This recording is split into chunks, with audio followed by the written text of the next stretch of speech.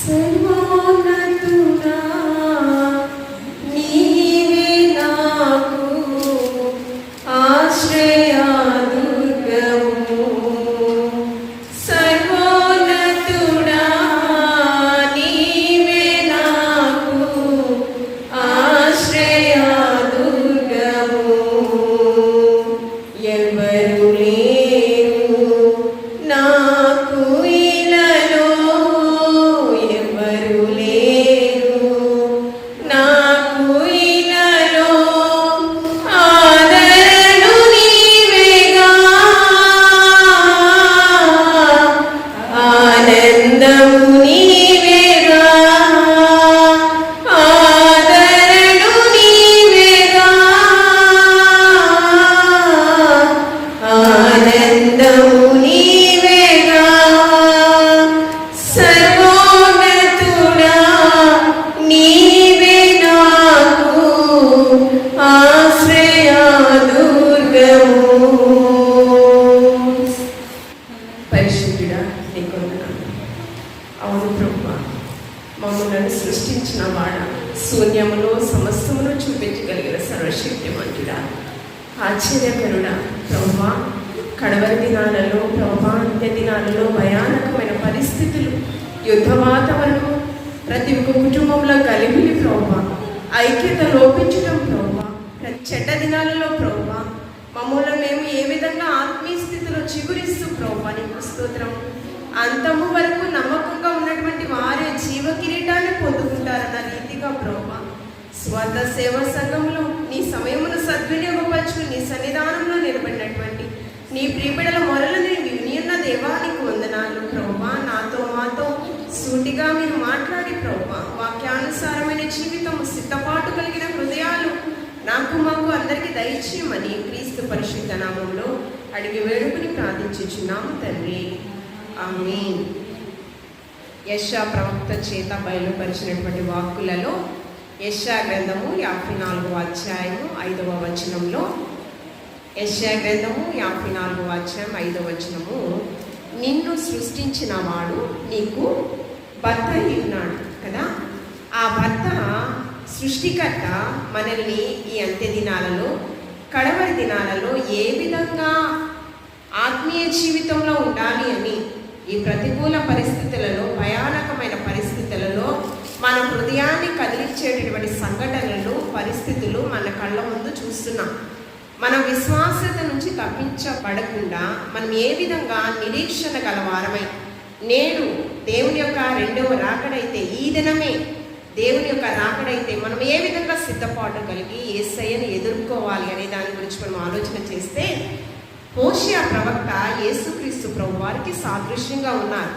ఆ హోషేయ గ్రంథము 2వ అధ్యాయము 19వ వచనంలో, మనల్ని సృష్టించిన వాడు మనకి భర్త అయి ఉన్నాడు. అయితే మనకి భర్తగా పరిశుద్ధమైన ఘనమైన వివాహ బంధంలో జతపరిచింది మనకి ఏర్పాటు చేయబడిన వరుడైనటువంటి ఒక వ్యక్తి ఉన్నారు కదా. వారికి ఏ విధంగా మనం లోబడి జీవించాలో ఎఫెసీలకు రాసిన పత్రిక 5వ అధ్యాయంలో చాలా స్పష్టంగా తెలియపరిచారు. ఆ అధ్యాయంలో మనం చూస్తూ ఉన్నప్పుడు 5వ అధ్యాయం 15వ వచనం నుంచి, దినములు చెడ్డవి కనుక మీరు సమయమును పోయినాక అజ్ఞానుల వలె కాకుండా జ్ఞానము కలిగి మీ సమయమును సద్వినియోగపరచుకోండి అని ఆ సంఘముతో తెలియపరుస్తున్నాడు. అయితే సంఘము విశ్వాసుల సమూహము కదా, మనకి సాదృశ్యము కదా. అదేవిధంగా భర్త అయినటువంటి వరుడి కంట మనము లోబడి జీవించాలంట. మన భర్తకు మనము లోబడి విధేయత కలిగి జీవించాలి. ఆయన మనకు శిరస్సు అయి ఉన్నాడు కనుక. అయితే భర్త కూడా ఎలా జీవించాలంట? తన శరీరాన్ని ఎలా ప్రేమిస్తాడో, తన సొంత శరీరాన్ని ఏ విధంగా ప్రేమిస్తాడో ఆ రీతిగానే తన భార్యను కూడా ప్రేమించాలి. అయితే మనందరికీ శిరస్సు ఎవరు? మనందరికీ శిరస్సు ఎవరు? మనందరికీ సృష్టించిన సృష్టికర్త నీకు భర్త ఉన్నాడు, వరుడై ఉన్నాడు. ఆయనకు మనం ఎలా జీవించాలంట? ప్రతి ఒక్క వాక్యములో లోబడి ఆయన యొక్క ఆజ్ఞలను, విధులను అనుసరించి మనము అంటే దైవ చిత్తమును నెరవేర్చే వారిగా, ఆయనకి లోబడి జీవించే వారిగా ఈ లోకంలో ఉండాలి. అందుకే హోషేయ ప్రవక్త ద్వారా 2వ అధ్యాయము 19వ వచనం చదవండి. హోషేయ గ్రంథము 2వ అధ్యాయము 19వ వచనం, నీవు నిత్యము నాకుండునట్లుగా నేను నీతిని బట్టి నేను నీతిని బట్టి తీర్పు తీర్చుట వలనను దేనికి నిత్యము నీవు నాకుండునట్లుగా. యేసుక్రీస్తు ప్రభువారు హోషేయ ప్రవక్తకి సాదృశ్యంగా ఉన్నారు. నేడు పరమ తండ్రి హోషేయ ప్రవక్తకు సాదృశ్యంగా ఉన్నారు. హోషేయ కాలంలో ప్రజలందరూ భయంకరమైన భూమి బలాత్కారమంతో నోవాహు కాలంలో ఎలా బ్రతికారో అలా బ్రతికారంట. అందుకని నిత్యము నీవు నాతో ఉండినట్లు నీతిని బట్టి నీకు తీర్పు తీర్చబడిననియు, తర్వాత దయాదాక్షిణ్యములు చూపవలననియు నిన్ను నేను ప్రధానము చేసుకుంటుని. ఎలాగంట? నీతిని బట్టి, దయను బట్టి, దయా దాక్షిణ్యమును బట్టి ఎలాగంట? మనల్ని నిత్యము ఆయనతో ఉండులాగా ప్రదానం చేసుకుంటాడంట. మనుషులు దేని బట్టి తీర్పు తీరుస్తారు చెప్పండి? వారి కాదు, పై రూపాన్నే లక్ష్య పెడతారు. దయాంతరంగములను పరిశోధించేవాడు ఆయన కదా. అయితే మనం ఈ లోకంలో ఉన్నంత వరకు మనకిచ్చినటువంటి బాధ్యతను చక్కగా చాలా జాగ్రత్తగా మనం నెరవేర్చాలి. అయితే మన భర్తల ప్రాణాలను కాపాడుకోవాల్సిన బాధ్యత కూడా మనకిచ్చాడు దేవాది దేవుడు. మొన్నటి దినాన్ని నేను ఒక వీడియో చూశాను. అదేమిటంటే, శత్రు దేశం నుంచి మన దేశాన్ని కాపాడడానికి ఆర్మీ వారు యుద్ధం చేస్తున్నారనే మనం ఆలోచన చేస్తాం. ఆ వీడియోలో ఏంటంటే, తండ్రి మళ్ళీ డ్యూటీకి వెళ్ళిపోతున్నారు. సెలవుల దినాలకు వచ్చారు, సంవత్సరానికి ఒకసారి వస్తారనుకుంటా వాళ్ళు కదా. వచ్చి ఒక మాసము బిడ్డలతో భార్యతో ఉండి కుటుంబంతో సంతోషించి మరలా. అయితే ఒక తీర్మానం ఉంటుంది ఆర్మీలో, యుద్ధాలలో కావచ్చు, ఉద్యోగంలో కావచ్చు, ప్రాణాలను కోల్పోయినా కూడా గ్యారంటీ లేదు. ఎందుకంటే దాంట్లో ఒక అగ్రిమెంట్ ఉంటుంది. మమ్మలను మేము సమర్పించుకుంటున్నాం. దేనికి? దేశాన్ని రక్షించుట కొరకు మా ప్రాణాలను పోయినా మాకు ఇష్టమే. అగ్రిమెంట్ ఒకటి ఉంటుంది. వారు వెళ్తుంటే ట్రైను ఆల్రెడీ ఆగి ఉంది. అయితే భార్య కుమార్తె లగేజ్ పట్టుకున్నారు. అదేవిధంగా ఎవరైతే ఆర్మీ ఆఫీసర్ ఉన్నారో ఆయన కూడా లగేజ్ ఉన్నాయి. స్పీడ్గా వెళుతూ తన కుమార్తె ఉన్నటువంటి ఆతృత, ప్రేమ తండ్రి పట్ల, అదేవిధంగా తన భర్త పట్ల భార్యకు ఉన్నటువంటి ప్రేమ ఆ వీడియో చూస్తుంటే, ఆగి ఉన్నటువంటి ట్రైనే కదలడం లేదు. కానీ కుమార్తె మాత్రం తండ్రి దగ్గర ఉన్నటువంటి లగేజ్ పట్టుకుని స్పీడ్గా పరిగెత్తుతూ ఆ ఆగి ఉన్నటువంటి ట్రైన్లో లగేజ్ పెట్టి ఆల్రెడీ దుఃఖంతో ఉన్నారు. ఒక సంవత్సరం పాటు ఎడబాటు, మరలా ఎలా వస్తానో అనేది వాళ్ళకి తెలుసు. లగేజ్ పెట్టిన తర్వాత మరలా కిందకి తండ్రి దిగి కుమార్తెను హత్తుకుని ముద్దు పెట్టుకుంటూ ఆ భార్య, కుమార్తె, తండ్రి ఎంతగా వేడుస్తున్నారంటే, మేము అనుకున్నాము ఆర్మీ ఉద్యోగాలంటే ఉద్యోగం చేస్తే వేతనం ఇస్తారు, ఇవే కదా మనకి. కానీ వారి ప్రాణాలను కూడా పణంగా మనం పెట్టగలమా? నేను నీకు ₹1,00,00,000 ఇస్తానయ్యా, ప్రాణం పెడతామంటే పెట్టగలమా? సాల్వేషన్ ఆర్మీ అంటే రక్షణ సైన్యం కదా. అదేవిధంగా రక్షక దళాలు ఎవరు? Army officers. నిజంగా వారి గురించి ప్రతిదినము మనం ప్రార్థన చేయాలి. మొన్న ఆర్మీ వాళ్ళు ఎంతమంది చనిపోయారో తెలియదు కదా. ఎన్ని కుటుంబాలు. ఆ త్యాగం మనం చేయగలమా? కానీ దేవాతి దేవుడు మనకి మంచి జీవితాన్ని ఇచ్చాడు, ప్రశాంతమైన వాతావరణం ఇచ్చాడు. మనం ఏం చేయాలి? ఆ సృష్టికర్తను మర్చిపోకూడదు. సృష్టికర్తను మనం స్మరణ చేసుకుంటూ ఉండాలి. ఎప్పుడు కష్ట సమయంలోన, వ్యాధి బాధలలోన, ఏమో ఎటు నుంచి ఏ ఆపద వస్తుందో మనకు తెలియదు. వారికి వచ్చినటువంటి కష్టం రేపటి దినాల్లో మనకు వస్తుందేమో తెలియదు మనకి. మనం ఏం చేయాలి? ఆ సృష్టికర్తను మర్చిపోకుండా, ప్రభువా మంచి జీవితాన్ని, సుఖవంతమైన జీవితాన్ని, ప్రశాంతమైన జీవితాన్ని మాకు ఇచ్చావయ్యా. ఎన్నో హృదయాన్ని కదిలించే సంఘటనలు మేము కళ్ళారా చూస్తున్నాం. ఎవరికి లేని గొప్ప భాగ్యం ఇచ్చావయ్యా. ఈ సన్నిధి నుంచి మమ్మల్ని దూరపరచుద్దయ్యా. మనం ఏం చేయాలి? దేవుని పాదాలు యొద్ద కనిపెడుచు, గోజాడుచు ఆయన పాదాలను విడిచిపెట్టకూడదు. ఏమొచ్చినా వాళ్ళ పాదాలను మనం విడిచిపెట్టకూడదు. అందుకని మనం ఏం చేయాలంట? ఉన్నటువంటి మనకిచ్చినటువంటి బాధ్యతలో మనం ఏం చేయాలి? నమ్మకత్వాన్ని సంపాదించుకోవాలి. ఎలాగంట? మన భర్తకు మనం లోబడి.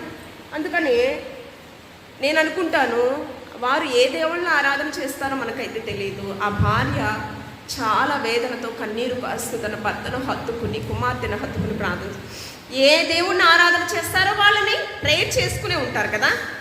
నా భర్త క్షేమంగా మరలా నాకు వచ్చే వరకు కదా. క్రీస్తుని కావచ్చు, ఎవరిని వారు ఆరాధన చేస్తున్నా మనకు తెలియదు. కానీ వారు చేసేటటువంటి త్యాగం కొన్ని సందర్భాలలో మనం గ్రహించాలి. ఎందుకంటే మనము మంచి జీవితాన్ని దేవాది దేవుడు మనకి ఇచ్చాడు. అయితే పరిశుద్ధ గ్రంథంలో భర్త ప్రాణాలను కాపాడినటువంటి భార్యలు మనం చూస్తే విశ్వాసులకు తల్లిదండ్రులైనటువంటి అబ్రహాము, శారా. అయితే దేవుని యొక్క పిలుపుకు లోబడక ముందు వారి పేర్లు ఎలాగా ఉన్నాయి? శారాయి, అబ్రాము కదా. శారాయి, అబ్రాము. ఆ పేర్లు మనం చూస్తే శారా అనగా యువరాణి, శారాయి అనగా మండేది. అదేవిధంగా కలహప్రియమైన అనేది కూడా అర్థం ఉంది. అయితే ఒక యువరాణిగా విశ్వాసులకు తల్లిదండ్రులుగా వారిని దేవాది దేవుని ఆశీర్వదించాడు. అయితే 75వ ఏట దేవుని పిలుపుకు లోబడ్డాడు. నీకున్నటువంటి సమస్తాన్ని విడిచిపెట్టి నేను చూపించే దేశానికి వెళ్ళిపోవాలి. ఎందుకు వెళ్ళాలి అంటే రీజన్ కూడా దేవుడే చెప్పాడు. ఇసుకు రేణువుల అంటే విస్తారంగా నీ కుటుంబాన్ని, సంతతి వారిని నేను ఆశీర్వదిస్తాను. 12వ అధ్యాయం 2వ వచనంలో నిన్ను ఆశీర్వదిస్తాను, నీ నామముని నేను గొప్ప చేస్తాను, అంతేకాకుండా నీవు ఆశీర్వాదముగా ఉంటావు. అంటే ఆశీర్వాదములకు కర్తగా అనేకులను ఆశీర్వదించే ఒక గొప్ప వెపన్గా ఎవరుంటారు? ఆశీర్వాదానికి కర్తలుగా తన సంతతి వారు, తనే కాదు తన సంతతి వారందరినీ కూడా దేవాతి దేవుడు ఆశీర్వదిస్తానని వాగ్దానం ఇచ్చాడు. నమ్మాడు, దేవుణ్ణి నమ్మాడు, విశ్వసించాడు. అందుకని తూచా తప్పకుండా దేవుని యొక్క మాటకు లోబడి చూపించే దేశానికి వెళ్ళాడు. వెళ్ళడమే కాదు, తన భార్యను, అదేవిధంగా తన సహోదరుడైనటువంటి లోతు కుటుంబాన్ని కూడా తీసుకుని వెళ్ళాడు. అయితే ఆ వెళ్ళే మార్గంలో కానాను దేశంలో కొన్ని ప్రాంతాలు కూడా వచ్చాయి. షెకెములో స్థలము లేదు, కానానులో మోరే దగ్గర ఉన్నటువంటి సింధూర వృక్షము దగ్గర ఒక డేరాలు వేసుకుని ఉన్నారు.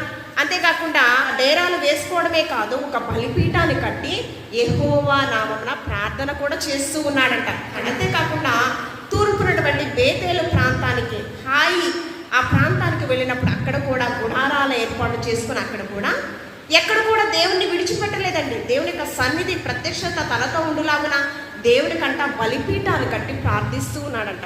అయితే ఒక దినాన ఐగుప్తు దేశానికి వెళ్ళాడు. ఐగుప్తు ఫరో రాజు కదా, అతను చాలా క్రూరుడు, కఠినాత్ముడు కదా. ఇజ్రాయేలు ప్రజల్ని ఎంత ఓచకోత పోస్తున్నాడో తెలుసు కదా. 6 లక్షల ప్రజలను 400 సంవత్సరాలు ఫరో బానిసత్వంలో ఉన్నారు. అయితే ఐగుప్తు దేశానికి వెళ్తున్నప్పుడు తన భార్యకు హెచ్చరిస్తూ ఉన్నాడు. ఏమిటంటే 12వ అధ్యాయం 11వ వచనంలో, నీవు చాలా చక్కని దానమమ్మ, సౌందర్యవతివి కదా నీవు, నాకు తెలుసు. అయితే ఏ సౌందర్యం గురించి ఆయన మాట్లాడుతున్నాడంటే, పేతురు తన పత్రికలలో కూడా సాధువైనట్టు, మృదువైనటువంటి అక్షయాలంకారం మనము పొందుకోవాలంట. మనం అక్షయాలంకారం అంటే అది మన నుంచి ఎవ్వరు కూడా తీయలేరు. అది బాహ్య సౌందర్యం గురించి కాదు, ఆత్మీయ సౌందర్యం గురించి ఆయన మాట్లాడుతూ ఉన్నారు కదా. అక్కడ మాట్లాడుతూ ఉన్నప్పుడు నీవు చాలా సౌందర్యవతివి కదా, అయితే ఫరో నీ మీద మనసు కలిగి ఉండొచ్చు. ఫరో ఒక రాజు కదా, అతను చాలా కఠినాత్ముడు. నీ సౌందర్యం చూసి అతను ఏం చేసుకుంటాడు? వివాహం చేసుకోవాలనే ఆలోచన కూడా తనలో రావచ్చు. నువ్వేం చెప్పాలంటే, నేను నీ భర్తనని మాత్రం నువ్వు చెప్పొద్దు. ఏం చెప్పాలి? నేను నీ సహోదరునని చెప్పు. ఈ ఐగుప్తిలో మనము నివసించే ఆ దినములన్నీ కూడా నేను ప్రాణాలతో సురక్షితంగా ఉండాలి అంటే నీ సహోదరునని మాత్రమే నీవు చెప్పు. అలా చెప్తే ఏం చేస్తాడు? నీ మీద తను ఒక మంచి ఆలోచన కలిగి ఉన్నాడు కదా. తను రాజ్యంలోకి నిన్ను రాణించడమే కాదు, నన్ను కూడా రాణించి ఏ హాని కూడా నాకు చెయ్యడని చెప్పినప్పుడు నా సహోదరుని చెప్పడం జరిగింది. మరలా రాజ్యంలోనికి రావడం జరిగింది. అంతేకాకుండా ఆమెను వివాహం చేసుకోవాలని కూడా రాజు ఆలోచన చేశాడు. 5వ వచనం చదవమ్మా. అబ్రహాము ఐగుప్తిలో చేరినప్పుడు ఆ స్త్రీ మిక్కిలి సౌందర్యవతి అని ఉండుట చూచి ఫరో యొక్క అధిపతులు అంతఃపురములోనికి తేబడిందంట. ఆమె చాలా సౌందర్యవతి కలిగినటువంటి స్త్రీ కనుక ఎవరంటే ఫరో యొక్క అధిపతులు ఎక్కడ తీసుకొచ్చారు? అంతఃపురంలోనికి తీసుకొచ్చారు. ఏ కీడు కూడా జరగకుండా ఆమె వలన అబ్రహాము చాలా సురక్షితంగా ఉండడం అనేది జరిగింది. 16వ వచనం, అతడు ఆమెను బట్టి అబ్రహాముకు మేలు చేశాడు. 17వ వచనం, అబ్రహాము భార్య అయిన సారాయిని బట్టి ఫరోను అతని ఇంటివారిని మహావేదన కలుగ చేశాను. అబ్రహాము భార్యను బట్టంట ఫరోను తన ఇంటి వారంతటినీ కూడా మహావేదనను కలుగ చేశాను. ఎందుకు? 20వ వచనంలో అతనికి కలిగిన సమస్తాన్ని అక్కడి నుంచి పంపించేశాడు. ఎందుకు వేదన కలుగ చేశాడు?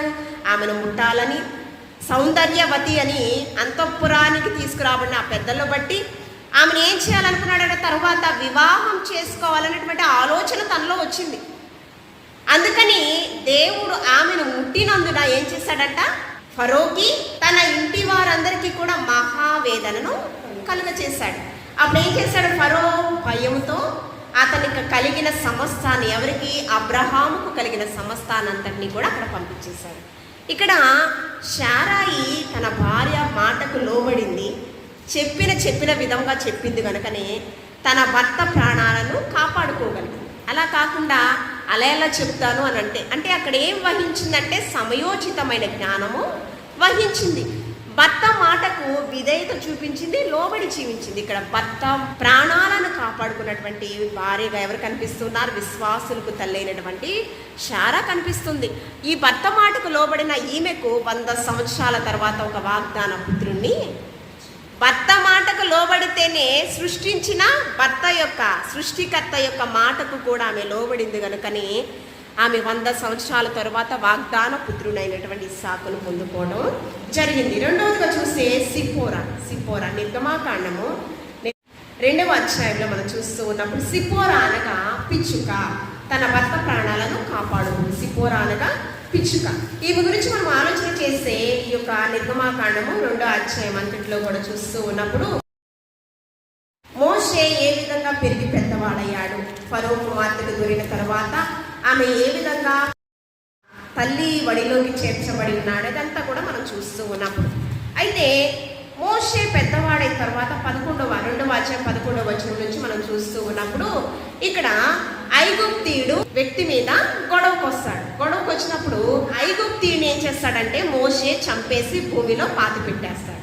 అయితే ఒక దినాన హెబ్రీయుడు అంటే ఎవరు, మోషే సంతతి వారే ఒక అతను మోషే మీదకి గొడవకు వస్తాడు. గొడవకు వచ్చినప్పుడు ఏంటి ఇలాగా గొడవ పడుతున్నావని తన్ని గద్దించడానికి ప్రయత్నిస్తాడు. వెంటనే ఏం చేస్తాడో తెలుసా, నీవు ఫరో యొక్క వ్యక్తిని నువ్వు చంపి భూమిలో పాతి వేసావు కదా, ఏంటి నేడు నువ్వు నన్ను కూడా చంపుతున్నావా అని చెప్పి, అంటే ఒక బ్లాక్మెయిల్తో ఉండేటువంటి మాటలు అక్కడ మాట్లాడడం అనేది జరిగింది. కానీ ఏం చేస్తాడు, ఆ వార్త తనవాడే తనకు పగవాడవడం అంటే అదే ఎవ్రీడే ఏం చేస్తాడో తెలుసా, ఫరో రాజుకు ఆ వార్త చేరవేశాడు. మా సంతతి వారిలోనే ఒక వ్యక్తి నీ సంతతి వాడిని చంపేసి భూమిలో పాతి పెట్టాడు. ఈ వార్త ఫరోకు తెలిసి వెంటనే ఏం చేశాడు, ఆదేశించాడు మోషేని చంపమని.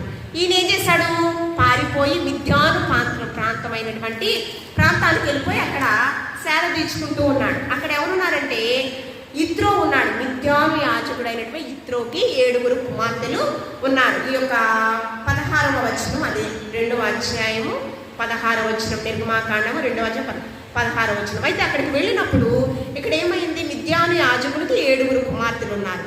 ఆ 7 కుమార్తెలు ఏం చేస్తున్నారు, ఒక బావి దగ్గరకు వచ్చి వంటలకు నీళ్లను పోస్తూ ఉన్నప్పుడు ఐగుప్తిలో కొంతమంది ఏం చేస్తారు, ఈ ఆడబిడ్డల్ని బాధ పెడుతున్నారు. ఏదో మాటల ద్వారానో ఏదో జరుగుతుంది సంఘర్షణ. అప్పుడు ఏం చేశాడు, మోషే వాడిని గద్దించి వారిని అక్కడి నుంచి పంపించేయడం అనేది జరిగింది. అంటే ఎవరిని రక్షించాడు, ఇత్రో కుమార్తెలను రక్షించాడు, ఏమి జరగకుండా, హాని జరగకుండా. అయితే ఇంకా నా కుమార్తెలు రావడం లేదని ఇత్రో ఎదురు చూస్తూ ఉన్నాడు. ఏంటమ్మా ఇంత లేట్ అయిందంటే అప్పుడు ఒక జరిగిన సంఘటన చెప్పడం అనేది జరిగింది. ఇలాగా ఐగుప్తీలో కొంతమంది మమ్మలను బాధ పెట్టారు నాన్నగారు, వారి నుంచి మమ్మలను మోషే కాపాడాడు అని అంటే ఇంటికి తీసుకురాకుండా ఎందుకు విడిచిపెట్టారన్నప్పుడు మరలా వెనువెంటనే వెళ్ళి అక్కడికి మనుషుల్ని పంపించి మోషేని తీసుకురావడం జరిగింది. మోషే ఇంతకు ముందు యొకోబెతుల కుమారుడు, అమ్రాము యొకోబెతుల కుమారుడు, అక్కడి నుంచి ఎక్కడికి వెళ్ళిపోయాడు, ఫరో కుటుంబానికి వెళ్ళాడు, రాజవంశానికి చేరాడు. అక్కడ నుంచి పెంచే బాధ్యత తల్లికి ఇచ్చారు.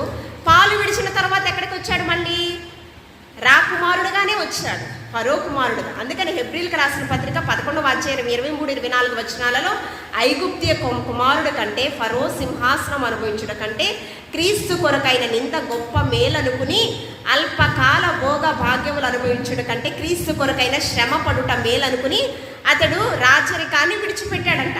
అయితే ఇక్కడ ఇప్పుడు ఏమైంది, పారిపోయి భయపడి తన ప్రాణాలను కాపాడుకోవడానికి ఎక్కడికి వచ్చాడు, మిద్యాను ప్రాంతానికి వచ్చినప్పుడు తన కుటుంబం ఉందా, బలగం ఉందా, ఆస్తి ఉందా, ఏమన్నా హోదా ఉందా, నిస్సహాయ స్థితిలో ఉన్నాడు. తనకంటూ ఏమీ లేదు.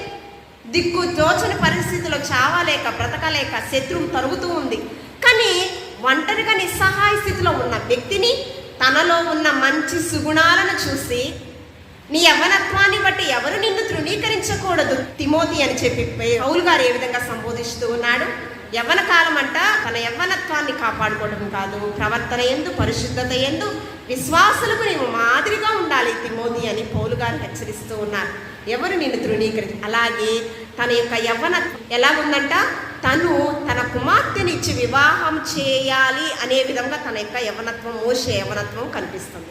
నిస్సహాయ స్థితిలో ఉన్నటువంటి వ్యక్తిని ఇచ్చి వివాహం చేయాలి అనుకోవడానికి ఇతరులు తను చూసి విమర్శనాత్మకమైన జీవితం కూడా ఏమీ లేదు. అయితే నా కుమార్తెను తను ఇచ్చి వివాహం చేస్తే చాలా మంచిగా బ్రతుకుతుందనే ఆలోచన తను చేశాడు, కనుకనే వివాహం చేశాడు. కానీ ఇక్కడ సిపోరా కూడా మంచిదే. నిస్సహాయ స్థితిలో తనకంటూ ఎవరూ లేకపోయినా తను నన్ను చూస్తాడా, మంచిగా చూసుకోగలడా, సామర్థ్యం ఉందా లేదా అని ఏం ఆలోచన చేయకుండా తండ్రి మాటకు లోబడింది. తన భర్తకు మంచి సుగుణాలు ఉన్నాయని వెంటనే యెహోవా యందు భయభక్తులు కలిగినటువంటి స్త్రీ అంట కొనియాడబడుతుందంట. ఆమెకు భయము భక్తి ఉంది. తన భర్తలో కూడా ఏ లక్షణాలు చూసింది? భయము భక్తి అనేటువంటి ఒక మంచి లక్షణం చూసింది. అది ఉంటే చాలు వారి ఆశీర్వాదానికి యోగ్యులని ఆమె ఎంచింది కనుక వివాహం చేసుకుంది. అయితే అక్కడ ఉన్న తర్వాత ఇత్రో దగ్గర మామ మందను వేపుతూ ఉన్నాడు. మామ మందను వేపుతూ ఉన్నప్పుడు అప్పుడు మండుచున్న అగ్ని పొదల మధ్య పరమతండ్రి మాట్లాడుతూ ఉన్నాడు. నువ్వు ఇక్కడ ఉండడం కాదు, 6 లక్షల కాల్బలాన్ని నడిపించేటటువంటి ఒక నాయకుడుగా నీవు ఉండాలి. అయ్యా వారు చాలా మూర్ఖులు, అందుకని మూర్ఖులకు భయపడి ఎక్కడికి వచ్చేసాడు, పారిపోయి వచ్చాడు. వారిని నడిపించే నాయకుడు అంటున్నావు, వారు నన్నే నా మీద తిరుగుబాటు చేస్తారు. లేదు లేదు మోషే, నేను ఉన్నవాడును అనువాడను, నీకు ముందుగా నేను ఉంటానయ్యా అని చెప్పి వారి దగ్గరికి వెళ్ళినప్పుడు నేనేం చెప్పాలయ్యా, ఎవరు నన్ను పంపించారని చెప్పినప్పుడు అక్కడ ఒక మాట మాట్లాడతాడు. 14 వచ్చిన 3వ అధ్యాయం 14 నేను ఉన్నవాడును అనువాడును అని చెప్పు మోషే. మొదటివాడు కడపటివాడు ఆయనే, ఆది అంతం ఆయనే కదా. అందుకని మనం చూస్తే స్లోగన్స్లో సంస్కృతంలో ఏముంటుంది? ఇందుగలడు అందులేడు, సందేహము వలదు ఎందెందు వెతికినా అందందే గలడు. దేవాది దేవుడు ఆత్మస్వరూపి, ఆయన ఎక్కడైనా ఉండగలడు కదా. ప్రార్థన ఆలకించి వాడ సర్వశరీరులను ఎద్దకు వస్తారు. ఏకరీతిగా భూమి మీద ఉన్న ప్రతి ఒక మానవుడు ఏకరీతిగా ప్రార్థన చేస్తే ప్రతి ఒక్క మొర విజ్ఞాపన ఆయన వినడానికి ఆయన సిద్ధంగా ఉన్నాడు. అయితే నువ్వు ఫరోకి 10 తెగుళ్ళు నేను రప్పిస్తున్నాను, ముందు ఏ రీతిగా రప్పిస్తానో వెళ్ళి వారికి హెచ్చరించు. అదేవిధంగా ఒక కర్రను కూడా ఒక వెపన్గా నీకు ఇస్తున్నానని కూడా, తెగుళ్ళు వచ్చే తెగుళ్ళు కూడా నువ్వు వారికి చెప్పన్నప్పుడు ఫరో మనసు కఠినమైన మనసు, కానీ నీ తెగుళ్లకు రప్పిస్తున్నానని దానికి భయపడడు. అయినా కూడా నువ్వు స్పష్టంగా నేను చెప్పడానికి నువ్వు వెళ్ళని అన్నప్పుడు తన భార్యను బిడ్డలు తీసుకుని వెళ్తాడు. వెళ్తూ ఉంటే మార్గం మధ్యలో దేవుని మాటకు లోబడ్డాడు కదా, ఇక్కడ చేసిన తప్పేం లేదు కదా. అయితే తన కుమారుడికి సున్నత చేయలేదని పరమ తండ్రంట మోషేని చంపడానికి ఎదురుగా వస్తూ ఉన్నాడంట. ఇది తెలుసుకున్న తన భార్య సిపోర 4వ అధ్యాయం 24వ వచనం నిర్గమాకాండం. అపోవు మార్గమున సత్రములో యెహోవా అతనిని ఎదుర్కొని అతనిని చంప చూడగా సిపోరా వాడిగల రాయిని తీసుకుని తన కుమారునికి సున్నతి చేసి అతని పాదముల యంద అది పడవేసి, నిజముగా నీవు నాకు రక్త సంబంధమైన అంతటా ఆయన అతనిని విడిచెను. అప్పుడు ఆమె ఈ సున్నతిని బట్టి నీవు నాకు రక్త సంబంధమైన పెనిమిటిగా అయితేమనెను. ఎవరంటే యెహోవా తండ్రి ఎందుకు విడిచిపెట్టాడంట? కుమారుడికి వాడిగల రాయితో సున్నతి చేసిన మరుక్షణాన యెహోవా తండ్రి ఏమని పలికాడంట? నీవు నాకు రక్త సంబంధి అయితేమనేనంట. అంతేకాకుండా భార్య కూడా ఏమంది? సేమ్ అదే పదము సంబోధించడం. సున్నతి లేకుండా దేవునికి మనకి వడంబడిక అనేది జరగదు. సున్నతి అంటే మనకి దేవునికి మనకి మధ్యగా ఏదుందో దాన్ని తీసివేయడమే సున్నతి. నూతన నిబంధన ప్రకారం. కొత్త నిబంధన ప్రకారం ఏంటంటే సున్నతి ఒక కుమారుడికి ఖచ్చితంగా అది చెయ్యాలి. దానికి అర్థం ఏంటంటే దేవునికి మనకి మధ్య దూరపరిచేది ఏది ఉందో దాన్ని తీసివేయడమే దాన్ని సున్నతి అంటారు. సుసన్నా వెస్లీ, జాన్ వెస్లీ గారి యొక్క తల్లి గారు, ఆమె ఏం చెప్పిందో తెలుసా? జాన్ వెస్లీ గారికి ఒక ప్రసంగం ఇచ్చింది. పాపం అంటే ఏంటమ్మా అంటే దేవునికి నీకు మధ్యగా దూరపరిచేది ఏది ఉందో అది పాపమే. ఏంటి సుసన్నా వెస్లీ చెప్పిందంట. మనకు కూడా ఏంటి, దేవునికి మనకి దూరపరిచేది ఏదో అదే పాపం, అదంట దూరపరుచుకోవాలంట మన నుంచి కదా. అయితే రెండో వ్యక్తి ఏంటి? సిపోరా, తన భర్త ప్రాణాలను కాపాడుతుంది. మూడో వ్యక్తి గురించి మనం చూస్తే స్పీడ్గా చదువుకుందాం. ఈమె గురించి మొదటి సమూయేలు గ్రంథము 19వ అధ్యాయము 9, 11, 17 వచనాలలో, మొదటి సమూయేలు గ్రంథం 19వ అధ్యాయం 9వ వచనంలో చూస్తే సౌలు యొక్క తన కుమార్తెనిచ్చి మీకాలునిచ్చి వివాహం చేస్తాడు. ఎందుకు వివాహం చేస్తాడు? ఇజ్రాయేలు ప్రజలకు మొదటి రాజు సౌలు. సౌలు తర్వాత ఎవరికి రాజుగా అభిషేకించబడ్డాడు? దావీదు. ఎందుకు మనం చూస్తే సౌలు వేల కొలది, దావీదు 10,000 కొలది విజయాన్ని పొందాడు. అయితే స్త్రీలందరూ కూడా తంబురతో నాట్యముతోనూ గాన ప్రతిగానాలు చేస్తూ ఆయనకి ఆహ్వానం తెలుతున్నప్పుడు సౌలు అది చూసి దావీదు మీద విషపు చూపు నిమిరి ఏం చేశాడంటే ఎలాగైనా దావీదును చంపాలని ఆలోచన చేసి మీకాలు తన కుమార్తెనిచ్చి వివాహం చేసి తన కుమార్తె ద్వారా చంపాలని ఒక ఆలోచన చేశాడు. అయితే చూడండి, ఈ యొక్క మొదటి సమూయేలు గ్రంథము 19వ అధ్యాయం 9వ వచనం చదవమ్మా. దురాత్మ తనలోకి రాగా సౌలు మీదకి వచ్చెను. సౌలు ఈట చేత పట్టుకుని ఇంట కూర్చుండి ఉండెను. దావీదు సితారా వాయించుచున్నప్పుడు సౌలు ఒకే దెబ్బతో దావీదు గోడకు పొడుచున్నప్పుడు కలిగి ఈట విసిరెను. దావీదు అతని ఎదుట నుంచి తప్పించుకొనినందున ఈట గోడకు, అంటే ఆ ఈటతో చంపాలని అనుకున్నాడు. సితార వాయిస్తూ దేవునితో ఆత్మపూర్ణై దేవుణ్ణి స్తుతిస్తూ ఉన్నాడు. కానీ ఆ అనంత జ్ఞాని అయిన దేవాతి దేవుడు దావీదుకు ముందుగానే హెచ్చరిస్తూ ఉన్నాడు, శత్రువులను బట్టి నిన్ను నువ్వు ఏ విధంగా చేయాలి. అయితే దాని తరువాత మరలా కొంతమంది వ్యక్తులను పంపిస్తూ ఉన్నాడు. ఈ మాట తెలిసింది ఎవరికి? తన భార్య అయినటువంటి మీకాలు. మీకాలు అనగా అర్థము చూడండి, దేవుని వంటి వారు. మీకాలు అనగా అర్థం ఏంటి? దేవుని వంటి వారు. అయితే తన భర్తను చంపడానికి తన తండ్రి ఏ విధంగా ఆలోచన చేస్తున్నాడు అన్నీ తెలుసు. అయితే ఆమె ఏం చేసిందో తెలుసా? తన భర్త పడుకున్న ఆ ప్రాంతంలో, ఆ ప్లేస్లో ఏం చేసి 15వ వచనం కూడా చదవాలి. దూతలను పంపి నేను అతనిని చంపునట్లుగా మంచముతో అతనిని తీసుకుని రండని వారితో చెప్పగా ఆ దూతలు వచ్చి చూసేటప్పటికి అక్కడేముంది? గొర్రె. అయితే ఆమె ఏ విధంగా ప్రీ ప్లాన్డ్గా తన భర్తను చంపకుండా తగు జాగ్రత్తలు ఆమె తీసుకోవడం అనేది జరిగింది. నా తండ్రి ఇలాగా కొంతమంది వ్యక్తులను పంపిస్తున్నాడు, నువ్వేం చేయాలి? కిటికీలో నుంచి ఇక్కడ నుంచి నువ్వు వెళ్ళిపో. తన పడుకున్న మంచం మీద ఏం చేసింది? గొర్రె పుర్రె ఉన్నటువంటి ఆ గొర్రె చర్మముతో ఉన్నటువంటి ఆ తల భాగంలో పెట్టింది. అంతేకాకుండా ఒక బొంతను కూడా కప్పింది. అప్పుడు చూసినటువంటి వారు ఏమనుకుంటారు? ఒక మనిషే అక్కడ ఉన్నారని అనుకుంటారు. ఆల్రెడీ తన భర్తను ప్రాణాలను కాపాడుకోవడానికి నా తండ్రి నుంచి నీ ప్రాణాలను కాపాడుకో అని చెప్పి ఏం చేసింది? కిటికీలో నుంచి తన భర్తను పంపించేసిన 17వ వచనంలో నువ్వెందుకు ఇలా చేశావు? నీ భర్త ప్రాణాలను కాపాడుకోవడానికి నువ్వెందుకు ఇలా చేశావు అని చెప్పి సౌలు మాట్లాడుతావు. 17వ వచనం వరకు. అప్పుడు సౌలు తప్పించుకొని పోవునట్లుగా నీవు నా శత్రువుని పంపివేసి నన్ను ఇలాగున ఎందుకు మోసం చేశావు? ఇక్కడ ఎవరి ప్రాణాలు కాపాడుకుంది? తన శిరస్సు అయినటువంటి తన భర్త ప్రాణాలు కాపాడుకుంది. ఇక్కడ తనకేమైనా ఆలోచన వచ్చిందా? ఎందుకు ఇలా చేస్తున్నాడంటే సౌలులో ఏమొచ్చిందంట? 11వ వచనంలో దురాత్మ వచ్చిందంట.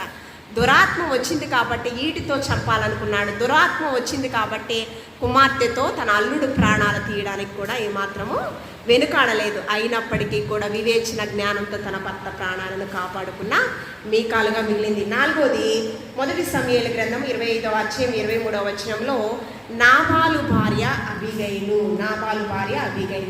అబీగైలు అనే మాటకు అర్థం ఏంటంటే ఆనందానికి కారణం. అబీగైలు అనే మాటకు అర్థం ఏంటి? ఆనందానికి కారణము, ధైర్యము కలిగినటువంటి స్త్రీ. ఈ మొదటి సమూయేలు గ్రంథము 25వ అధ్యాయం 23వ వచనంలో ఇక్కడ మనం చూస్తూ ఉన్నప్పుడు 25వ అధ్యాయం 23వ వచనం, ఎందుకు? కొన్ని వేల గొర్రెలను మందలను కాసినటువంటి దావీదు తనతో ఉన్నటువంటి పనివారు కొంచెం భోజనం పెట్టమని నాబాలును అడిగినప్పుడు నాబాలు మూర్ఖుడు కదా. ఈమె గురించి మొదటి వచనంలో సుబుద్ధి కలిగినటువంటి స్త్రీ అంట. ఎలాంటి స్త్రీ అంటే అబీగైలు సుబుద్ధి కలిగినటువంటి స్త్రీ, రూపవసి అంట కదా. సౌందర్యం, ఆత్మీయ సౌందర్యం మంచి బుద్ధి కలిగినటువంటి స్త్రీ. 14వ అధ్యాయం 1వ వచనంలో సామెతల గ్రంథం, జ్ఞానం కలిగిన స్త్రీ కుటుంబాన్ని కట్టును, 3 రాళ్ళు తన చేతులతో తన కుటుంబాన్ని ఊడబెరుకును. ఈమెం చేసింది? తన భర్త మేము తినే పంచపక్ష పరమాణ భోజనాలు నీకు పెట్టాలా అని ఏం చేశాడు? కడుపు మంటతో ఉన్నటువంటి వారు కదా కత్తులు తీసుకుని ఆయుధాలు సిద్ధపరచుకుని నాబాలు సంతతి వారిని అందరినీ కూడా చంపాలని తీర్మానం చేసుకున్నాడు. ఈ వార్త అబీగైలు తీసుకుని ఏం చేసింది? ఒక వాహనం మీద తను తినేటటువంటి మంచి ఆహార పదార్థాలన్నీ సిద్ధపరచుకుని, చదవమ్మ ఆ 23వ వచనంలో, దావీదుని ఎదుర్కొని ఆమెను ముందుగానే ఆ వాహనం నుంచి కిందకి దిగి అతను ఎదుర్కొని ఏం చేసిందంట? సాష్టాంగ నమస్కారం చేసి అతని పాదముల మీద పడి ఇట్లా, నేను నా ఏలేవాడా నా దోషములను ఎంచుకొను, ఏ దోషములు? నా దోషములని నీవు ఎంచుకో. అంటే నా భర్త చేసిన తప్పిదము నా తప్పిదముగా నేను ఎంచుకుని నీ దాసురాలైన నన్ను మాట్లాడనిమ్ము, నీ దాసురాలైన నేను చెప్పు మాట ఆలకించుము, నా ఏలినవాడా. దుష్టుడైన ఈ నాబాలు ఎలాగంట? తన సంతతి వారి మీదకే కీడు తీసుకొచ్చినటువంటి ఈ నాబాలు లక్ష్య పెట్టవద్దు. ఆయన చేసిన తప్పిదమును నువ్వు లక్ష్య పెట్టవద్దు. అతని పేరు అతని గుణములను సూచించుచున్నవి.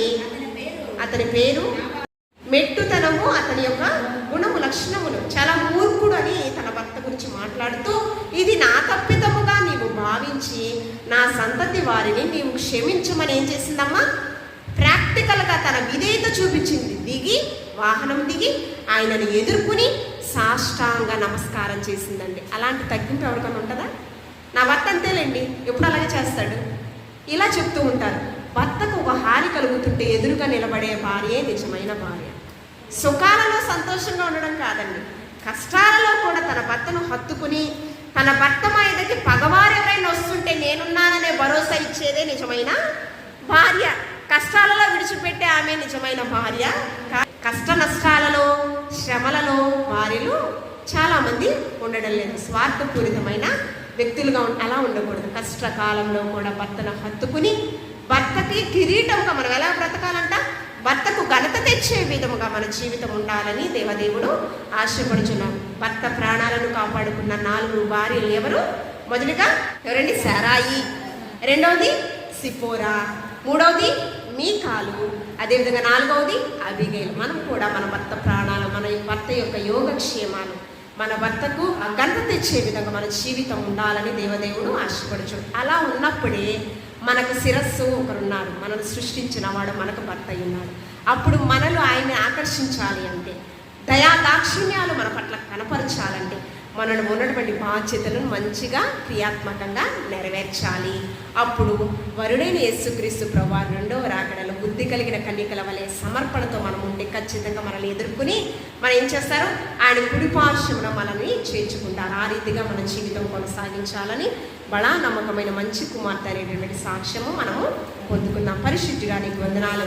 మా కుటుంబం కొరకు, భర్త కొరకు, బిడ్డల కొరకు, సంఘం కొరకు, సమాజం కొరకు, నశించిపోయే ఆత్మల కొరకు, మా దేశం కొరకు ప్రార్థించే వరుసలో ప్రతి ఒక్క స్త్రీని మీరు పురుకొల్పుచ్చిన విధమును బట్టి వందనాలు. ఇచ్చిన తలాంతులన్నీ కూడా సద్వినియోగపరచుకుంటే ప్రభువా, ఇచ్చిన రక్షణను చాలా జాగ్రత్తగా కాపాడు.